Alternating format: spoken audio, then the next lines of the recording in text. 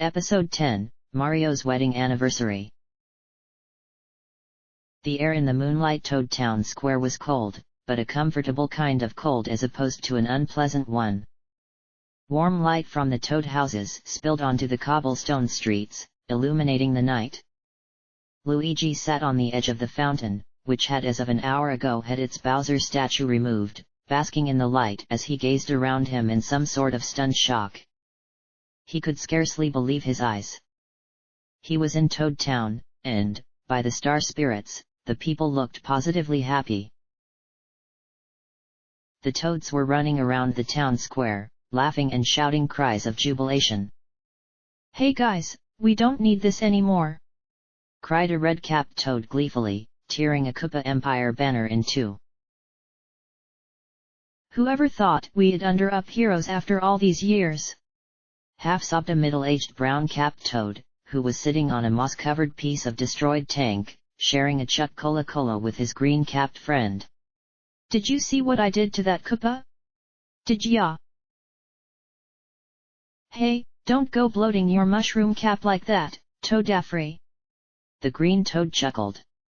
"Wish I could've got a video of my beatdown of that old shy guy who used to collect our taxes. That punch was 20 years in the making."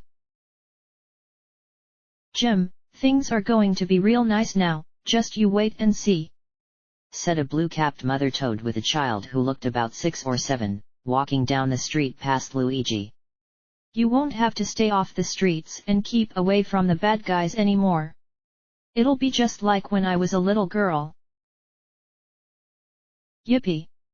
the little toad shrieked, leaping into the air with joy. Luigi smiled as he looked up at the sky. It was a perfect canvas of stars and he could just make out the constellations of the Great Fire Flower and Starlit Bob-omb. "Feels like I've gone back in time," he reflected. "Just a couple hours of Koopa Troop defeat and Toad Town finally feels like Toad Town again." "Hey, watch it with that thing, Toad Bert!" came the voice of Billy, somewhere to Luigi's left. He turned to see the two toads struggling to move a picnic bench into the square. "By boggity, this thing is heavy!" Toad Bert exclaimed as he set it down. Bank Toad ran up, carrying a basket of food and a crate of drinks. "All right, that's the first one taken care of," he exclaimed, putting the food down. "Toadette's getting a crew together to deal with the rest. This place is going to become the hub of the party." "Yeah!" Billy exclaimed, leaping into the air gleefully before glancing around in confusion.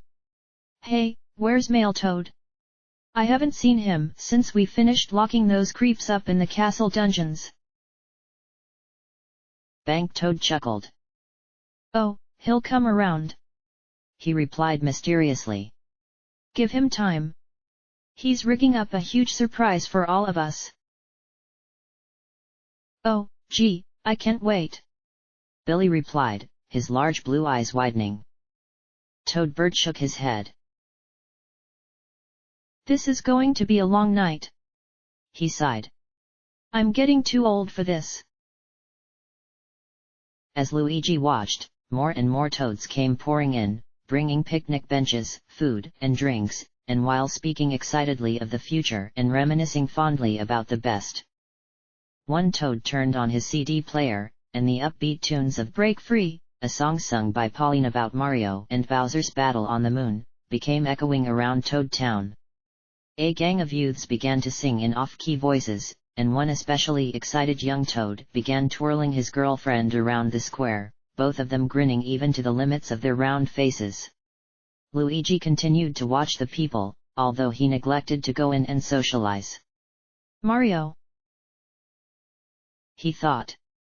If only you could see this."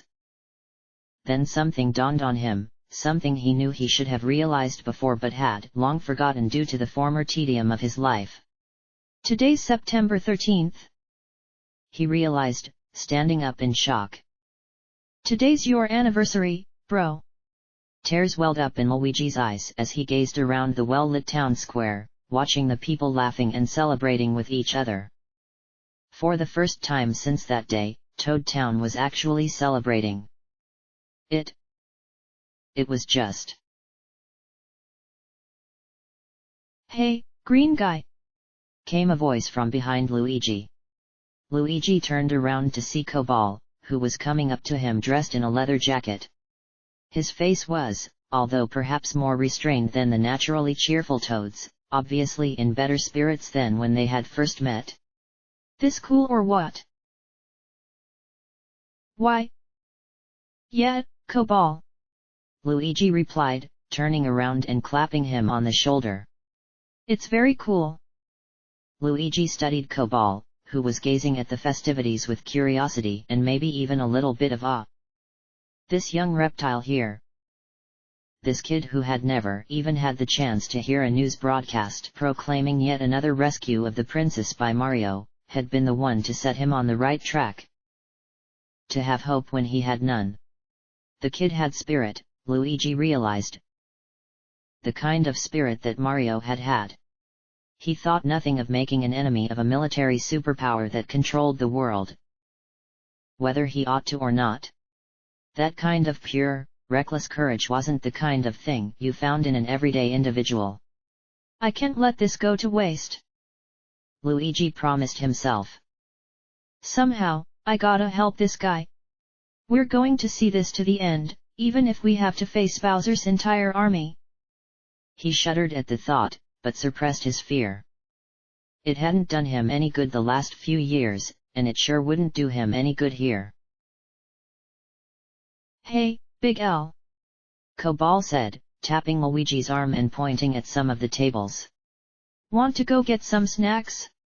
You deserve it more than any of us. There's this absolutely ancient old granny. Think her name is Tasty, who's cooked up some crazy smelling things. At least twice as good as the stuff Toadbird makes." "Tasty!" Luigi exclaimed in excitement, recalling the old baker who his brother had been very fond of. "She's still alive. She ain't too pretty, but yeah, she's stirring that batter faster than an airship propeller. Don't know where she finds the strength to do it." "Mamma mia!" Luigi sighed, catching a whiff of the delicious smell of freshly baked pastry coming from one of the tables. "Let's say go."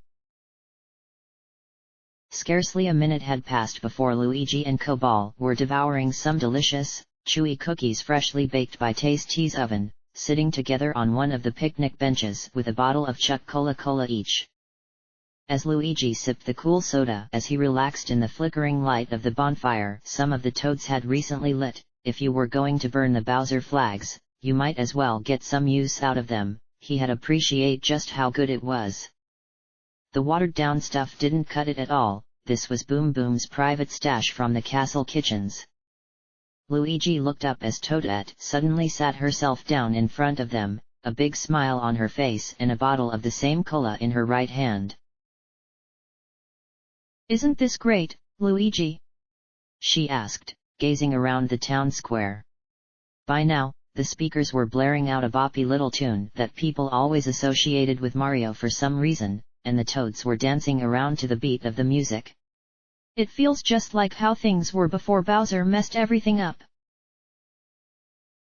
It's his anniversary, you know," Luigi put in with a warm smile, glancing up at the full moon which was shining above them, filling the sky with light.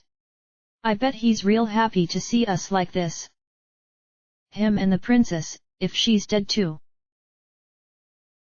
"Yeah, none of us know what happened to old Princess Peach," Cobalt put in, taking another swig of his soda. "Maybe the Emperor's got her locked up in one of his castles just like he used to do." "Well, if he has, we'll rescue her," Luigi vowed, his grip tightening around his bottle as he thought of all the trials sweet Princess Peach could have been undergoing in this Koopa-dominated world. We'll make Bowser regret everything he's ever done." "That's pretty feisty for you, huh, Luigi?" Toadette smiled mischievously. "Shouldn't you be curled up in a ball and crying right now?" I've done enough of that for 20 years.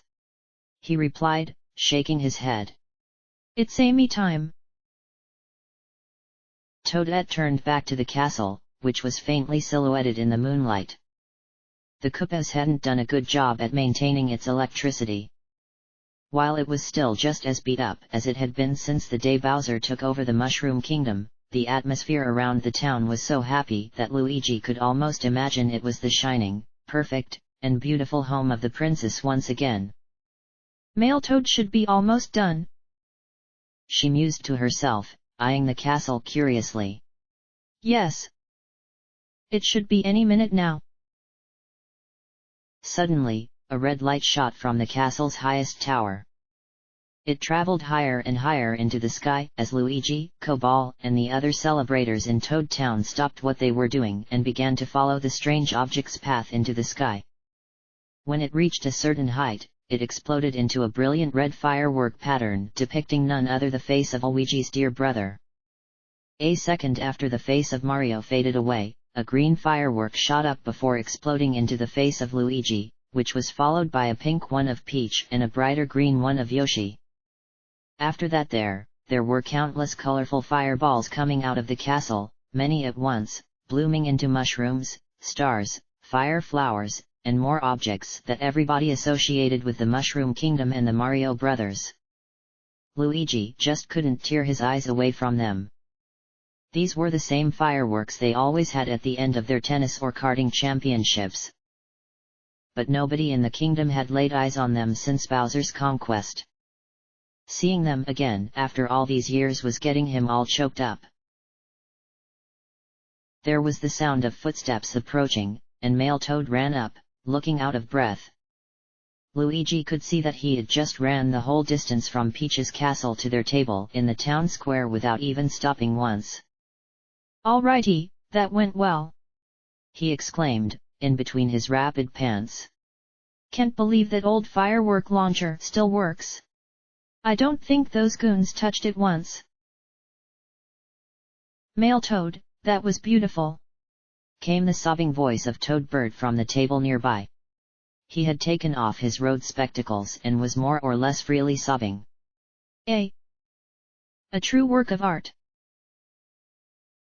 Hey, all I did was stuff some dusty old fireworks in a machine and shoot them, he replied, blushing in embarrassment.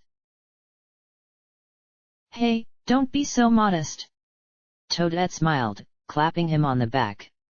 Above them, the fireworks continued to go off, lighting up the whole night sky with rainbow-colored explosions of light. It really completes the mood, Male Toad. Everybody appreciates your well-spent time.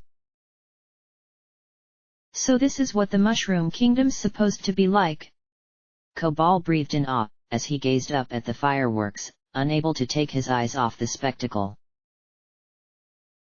This does it, Billy exclaimed, standing up proudly to the astonishment of Toadbird and Banked Toad, who were still beside him. I'm tired of being the coward who just sleeps on the job. I don't ever want the Koopas to oppress anyone, ever again. I'm going to be like you, Mario. He screamed into the sky, as a massive firework of Mario doing the thumbs up exploded in the air. Mario!